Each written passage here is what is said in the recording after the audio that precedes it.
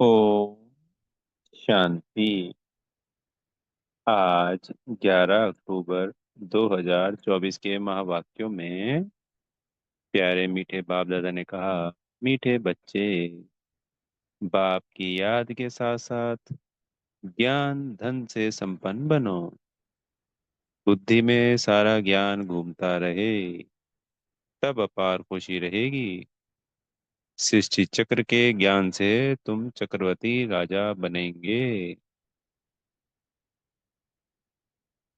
प्रश्न है, किन बच्चों की प्रीत बाप से नहीं हो सकती है? उत्तर है, जो रौनव नरक में रहने वाले विकारों से प्रीत करते हैं, ऐसे मनुष्यों की प्रीत बाप से नहीं हो सकती। तुम बच्चों ने बाप को पहचाना है, इसलिए तुम्हारी बाप से प्रीत है। तो अभी बाबा ने कुछ दिन पहले पाक कुंभी नरक, ये शास्त्रों में नाम दिए गए हैं, कैटेगरी है नरक की। जो गरुड़ पुराण आता है उसमें जैसे रौरव नर्क, पाक कुंभी नर्क, ये और भी कई नर्कों के नाम दिए हो। तो ये दर्शाता है कि कितनी दुख की दुनिया, क्योंकि उसमें कितना दुख दिया जाता है। नर्क जो उन्होंने आर्टिफिशियल नर्क शास्त्रों में बनाए हैं, तो वो नर्क यही धरती पर। तो जिनको विकारों से प्रीत रहती है, तो वो आत्माएं कभी यज्ञ में आती ही नहीं। ब- जहाँ पाप है वहाँ बाबा नहीं, और जहाँ बाबा है वहाँ पाप नहीं। दूसरा प्रश्न है, किसे सतयुग में आने का हुक्म ही नहीं है? उत्तर है, बाप को भी सतयुग में आना नहीं है, तो वहाँ काल भी नहीं आ सकता है। जैसे रावण को सतयुग में आने का हुक्म नहीं, ऐसे बाबा कहते, बच्चे मुझे भी सतयुग में आने का हुक्म नहीं। बाबा तो तुम्हें सुखधाम का लायक बनाकर घर चले जाते हैं, उन्हें भी लिमिट मिली हुई है।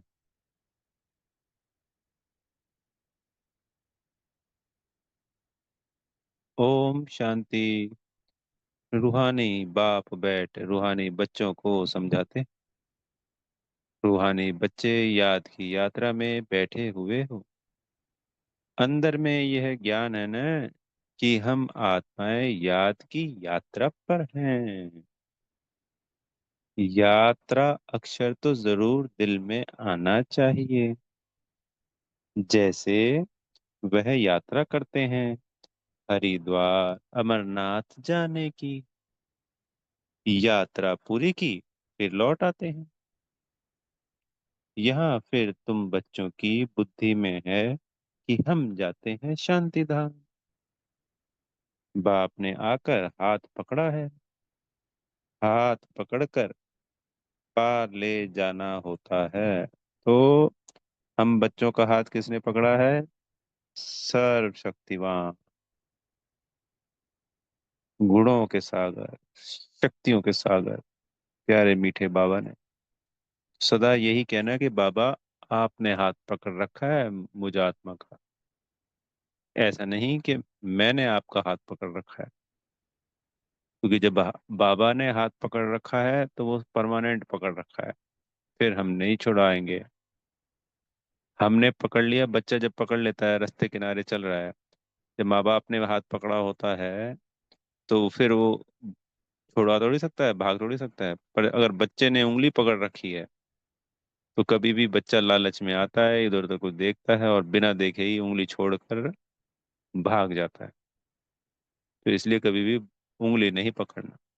बाबा आपने ही मेरा हाथ पकड़ रखा है सदा सदा के लिए, फिर भागने की गुंजाइश समाप्त। कहते भी हैं हाथ पकड़ लो, क्योंकि विषय सागर में पड़े हैं। अब तुम शिव बाबा को याद करो और घर को याद करो। अंदर में यह आना चाहिए, हम जा रहे हैं।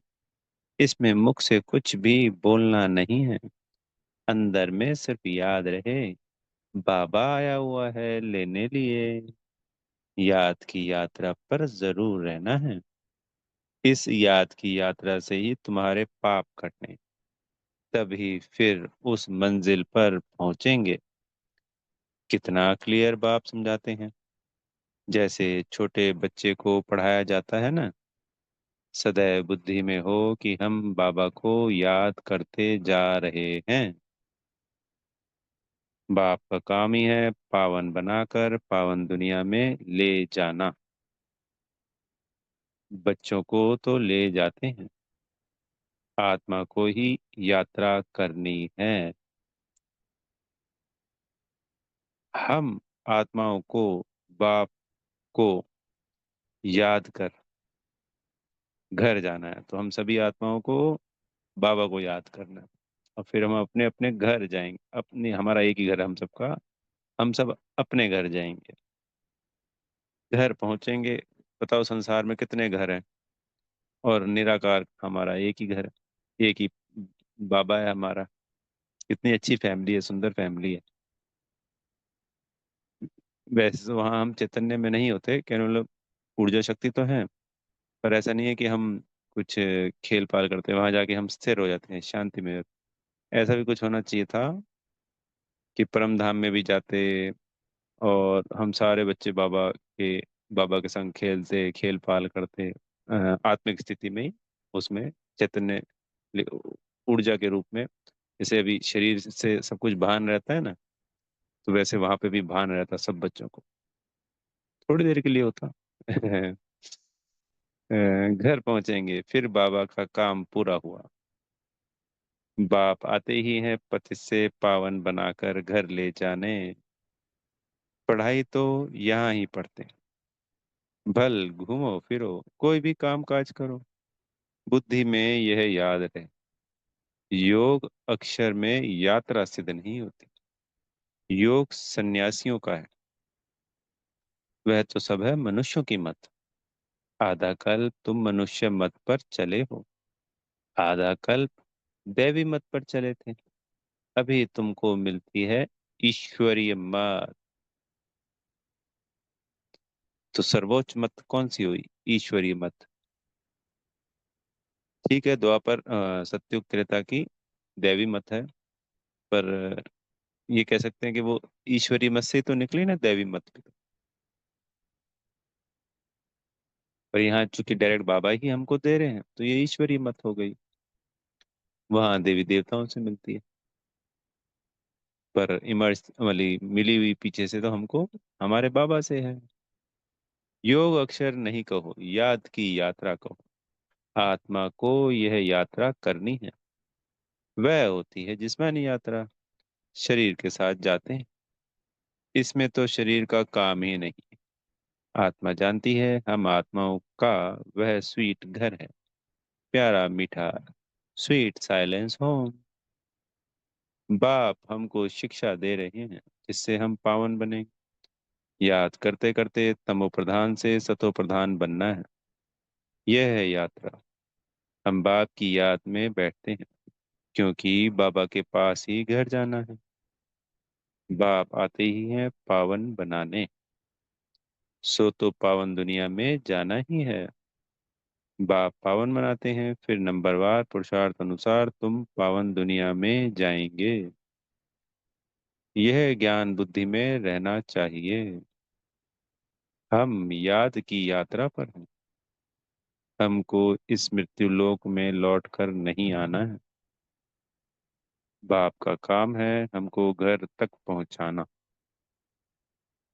बाबा रास्ता बता देते हैं। अभी तुम हो मृत्यु लोक में, फिर अमर लोक नई दुनिया में होंगे। तो कितनी वंडरफुल बात है। जब ज्ञान नहीं होता था, तब थोड़ी पता था कि मरेंगे, कहाँ से तो आए हैं और कहाँ जाना है। और आज सब कुछ पता है कि भैया ये 84वां जन्म है, 83 जन्म लिए हैं, देवी देवता थे हम। और अब बताओ, इस शरीर को छोड़ के जाएंगे, फिर हम देवी देवता बनने वाले हैं। कितनी अथाह खुशी होनी चाहिए अगर सोचें गहराई से तो। वरना आत्माओं को डर रहता है, अरे पता नहीं कौन सा जीव जंतु बन जाएंगे अज्ञान काल में, कैसे दुख मिलेंगे, क्या है बोले। कहीं पे भी कुछ गलत सोच आ गई तो फिर उसके बाद तो गड़बड़ हो जाती है। पर यहाँ तो सब कुछ क्लियर है, A to Z। स्वर्ग तो पक्का ही पक्का है। बाप लायक बनाकर ही छोड़ते हैं, सुखधाम में बाप ही ले जाएंगे। इनकी लिमिट हो जाती है घर तक पहुंचाना। तो बाबा ये है कि हमको घर ले जाते हैं और घर के गेट पर छोड़कर वापस चले जाते हैं।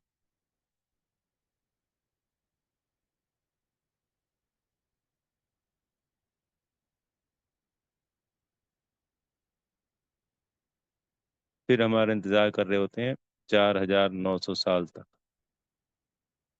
फिर हम उस गेट से, संगम युग का जो गेट होता है, जो 4,900 साल बाद जहाँ बाबा हमें फिर से मिलेंगे, वहां पकड़ते हैं, वहां इकट्ठा करते हैं हम बच्चों को, और फिर इस सत्ययुग वाले गेट पर छोड़कर चले जाते हैं। नर्क वाले गेट से ले लेते हैं हमको, स्वर्ग वाले गेट पर छोड़ देते हैं। सिर्फ बाप को याद नहीं करना है, साथ में ज्ञान भी चाहिए। ज्ञान से तुम धन कमाते हो ना, इस सृष्टि चक्र की नॉलेज से तुम चक्रवर्ती राजा बनते हो। बुद्धि में यह ज्ञान है, इसमें चक्कर लगाया, फिर हम घर जाएंगे, फिर नए सिरे चक्र शुरू होगा। यह सारा ज्ञान बुद्धि में रहे तब खुशी का पारा चढ़े। बाप को भी याद करना है, शांति धाम सुख धाम को भी याद करना है। 84 का चक्र अगर याद नहीं करेंगे तो चक्रवर्ती राजा कैसे बनेंगे। सिर्फ एक को याद करना तो सन्यासियों का काम है, क्योंकि वह इनको जानते नहीं है, ब्रह्म को ही याद करते हैं। बाप तो अच्छी रीति बच्चों को समझाते हैं, याद करते करते ही तुम्हारे पाप कट जाने हैं, पहले तो घर जाना है। यह है रूहानी यात्रा। गायन भी है, चारों तरफ लगाए फेरे, फिर भी हरदम दूर रहे, अर्थात बाप से दूर रहे। जिस बाप से बेहद का वर्षा मिलना है, उनको तो जानते ही नहीं। कितने चक्कर लगाए, हर वर्ष भी कई यात्रा करते हैं। पैसे बहुत होते हैं तो यात्रा का शौक रहता है। यह तो तुम्हारी रूहानी यात्रा, तुम्हारे लिए नई दुनिया बन जाएंगी। फिर तो नई दुनिया में ही आने वाले हो, जिसको अमरलोक कहा जाता है। वहाँ काल नहीं होता, जो किसको ले जाए। काल को हुक्म ही नहीं है नई दुनिया में आने का। रावण की तो यह पुरानी दुनिया है ना, तुम बुलाते भी हो यहाँ। तो आप कहते हैं मैं पुरानी दुनिया में पुराने शरीर में आता हूँ, मुझे भी नई दुनिया में आने का हुक्म नहीं। मैं तो पतितों को ही पावन बनाने आता हूँ। तुम पावन बन फिर औरों को भी पावन बनाते हो। सन्यासी तो भाग जाते हैं, एकदम गुम हो जाते हैं, पता ही नहीं पड़ता है कहाँ चला गया, क्योंकि वह ड्रेस ही बदल लेते। जैसे एक्टर्स रूप बदलते हैं, कभी मेल से फीमेल बन जाते हैं, कभी फीमेल से मेल बन जाते हैं, यह भी रूप बदलते हैं। सतयुग में थोड़ी ऐसी बातें होंगी। बाप कहते हैं हम आते हैं नई दुनिया बनाने। आधा कल तुम बच्चे राज्य करते हो, फिर ड्रामा प्लान अनुसार द्वापर शुरू होता है। देवताएं वाम मार्ग में चले जाते हैं। उन्हों के बहुत गंदे चित्र भी जगन्नाथपुरी में है। जगन्नाथ का मंदिर है, यूं तो उनकी राजधानी थी, जो खुद विश्व के मालिक थे, वह फिर मंदिर में जाकर बंद हुए। उनको काला दिखाते हैं। इस जगन्नाथ के मंदिर पर तुम बहुत समझा सकते हो, और कोई इनका अर्थ समझा नहीं सकते। देवता ही पूज्य से पुजारी बनते हैं। वह लोग तो हर बात में भगवान के लिए कह देते, आपे ही पूज्य, आपे ही पुजारी, आप ही सुख देते हो, आप ही दुख देते हो। तो भगवान पे हम एक गिलानी ये भी कर दी, सबसे बड़ी गिलानी, कि भगवान ही दुख देते हैं। इसलिए सर्वव्यापी, गीता का भगवान, और तीसरा दुख देने वाला भी भगवान। ये तीन मुख्य सबसे प्रमुख गिलानी है। कहते हैं मैं तो किसको दुख देता ही नहीं। यह तो समझ की बात है। बच्चा जन्मा तो खुशी होगी, बच्चा मरा तो रोने लग पड़ेंगे, कहेंगे भगवान ने दुख दिया।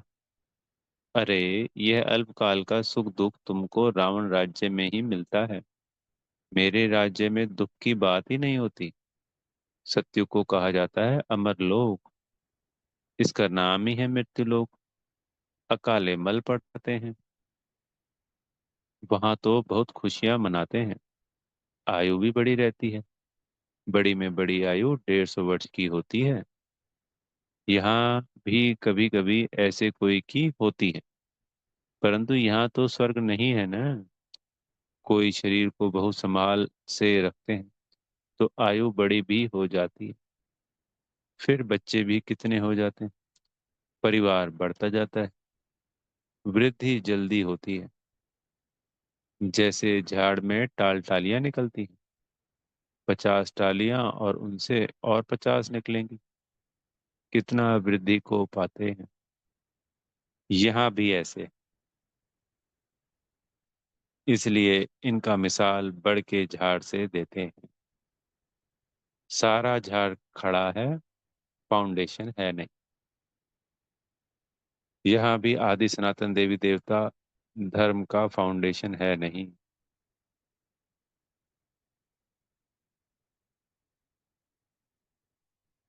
कोई को पता ही नहीं देवताएं कब थे, वह तो लाखों वर्ष कह देते हैं। आगे तुम कभी ख्याल भी नहीं करते थे। बाप ही आकर यह सब बातें समझाते हैं। तुम अभी बाप को भी जान गए हो, और सारे ड्रामा के आदि मध्य अंत, ड्यूरेशन आदि सबको जान गए हो। नई दुनिया से पुरानी, पुरानी से नई कैसे बनती है, यह कोई नहीं जानते। अभी तुम बच्चे याद की यात्रा में बैठते हो। यह यात्रा तो तुम्हारी नित्य चलनी है। घूमो फिरो, परंतु इस याद की यात्रा में रहो। यह है रूहानी यात्रा।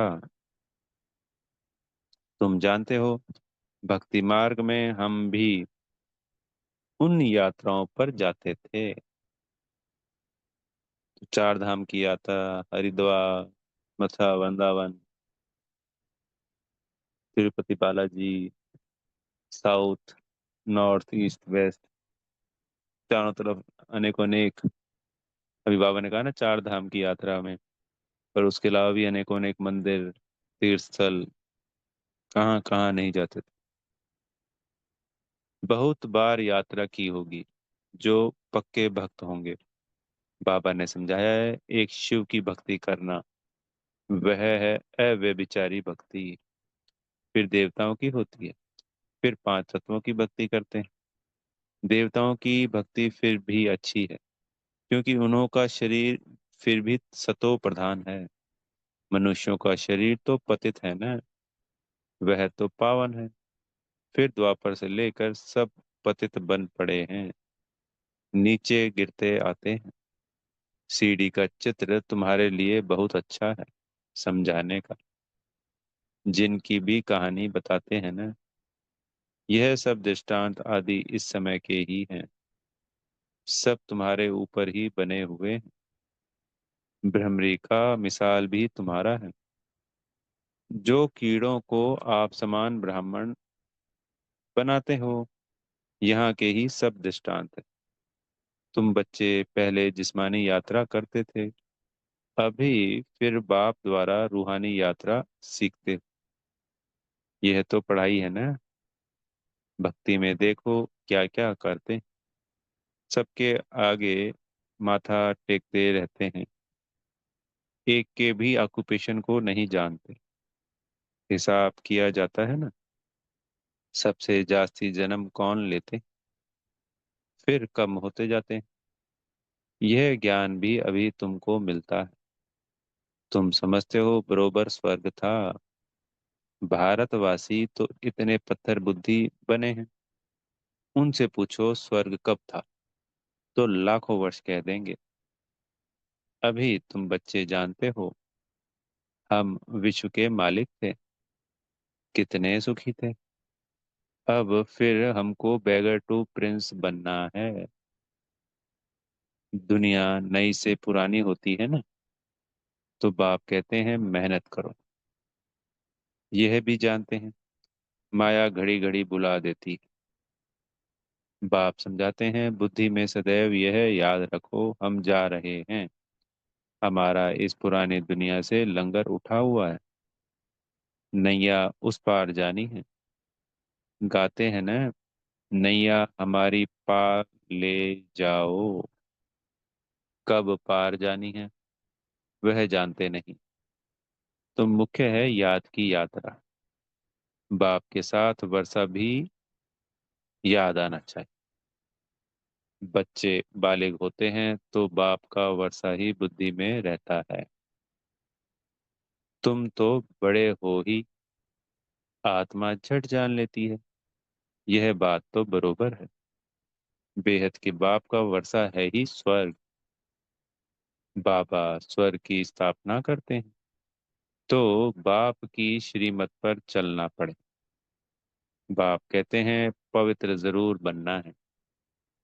पवित्रता के कारण ही झगड़े होते हैं। वह तो बिल्कुल ही जैसे रौनव नर्क में पड़े हैं, और ही जास्ती विकारों में गिरने लग पड़ते हैं। इसलिए बाप से प्रीत रख नहीं सकते। विनाश काले विपरीत बुद्धि है ना। बाप आते ही हैं प्रीत बुद्धि बनाने। बहुत हैं जिनकी रिंचक भी प्रीत बुद्धि नहीं, कभी बाप को याद भी नहीं करते। शिव बाबा को जानते ही नहीं, मानते ही नहीं। माया का पूरा ग्रहण लगा हुआ है। याद की यात्रा बिल्कुल ही नहीं। बाप मेहनत तो कराते हैं, यह भी जानते हो। सूर्यवंशी चंद्रवंशी राजधानी यहाँ स्थापन हो रही है। सत्युग त्रेता में कोई भी धर्म स्थापन होते नहीं। राम कोई धर्म स्थापन नहीं करते। यह तो स्थापना करने वाला बाप, यह तो स्थापना करने वाले बाप द्वारा यह बनते। और धर्म स्थापक और बाप के धर्म स्थापना में रात दिन का फर्क है। बाप आते ही हैं संगम पर, जबकि दुनिया को बदलना है। बाप कहते हैं कल्प कल्प, कल्प के संगम युगे आता हूँ। उन्होंने फिर युगे युगे अक्षर रॉन्ग लिख दिया है। आधा कल्प भक्ति मार्ग भी चलना ही है। तो बाप कहते हैं बच्चे इन बातों को भूलो मत। यह कहते हैं बाबा हम आपको भूल जाते हैं। अरे बाप को तो जानवर भी नहीं भूलते। तुम क्यों भूलते हो? अपने को आत्मा नहीं समझते हो। देह अभिमानी बनने से ही तुम बाप को भूलते हो। अब जैसे बाप समझाते हैं वैसे तुम बच्चों को भी आदत रखनी चाहिए। भपके से बात करनी चाहिए। ऐसे नहीं बड़े आदमी के आगे तुम पंख हो जाओ, यानी थोड़ा दब जाओ, या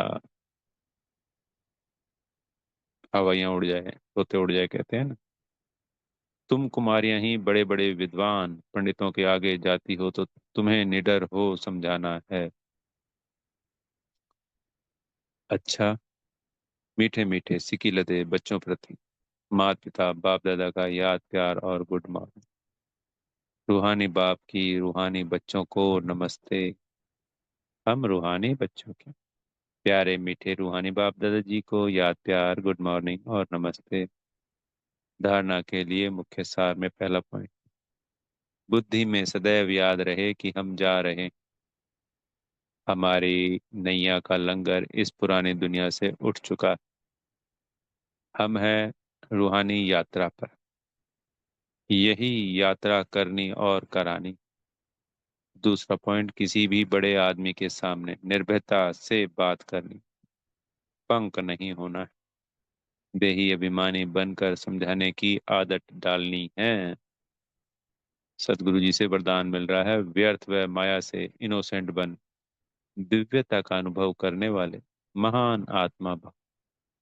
महान आत्मा अर्थात सेंट उसे कहेंगे जो व्यर्थ व माया से इनोसेंट हो।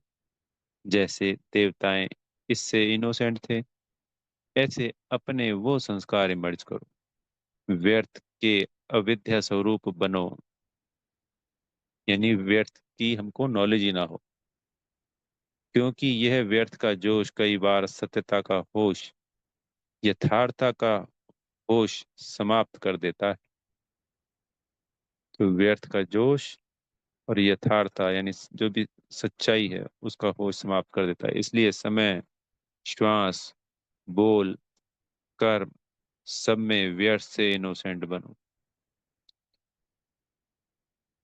जब व्यर्थ की अविद्या होगी तो दिव्यता स्वतः अनुभव होगी और अनुभव कराएगी। स्लोगन है, फर्स्ट डिवीजन में आना है तो ब्रह्मा बाप के कदम पर कदम रखो। ओम शांति। बेहद का धन्यवाद मेरे प्यारे मीठे बाप दादा जी का।